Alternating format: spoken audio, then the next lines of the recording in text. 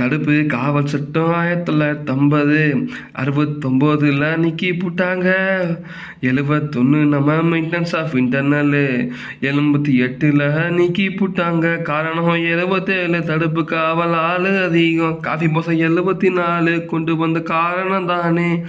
அன்னைக்கு செலவா நீ கடத்தல் நடவடிக்கை தடுப்பு பாதுகாப்பு சட்டம் காஃபி போசா 950 நம்ம நாசா சட்டம் 950 பிபிஎம்சி சட்டம் கள்ள வணிக தடுப்பு மற்றும் அத்தியாவசிய பொருள் விநியோக பராமரிப்பு சட்டம் பிபிஎம்சி 80 85 தடா சட்டம் 95 நீக்கும்.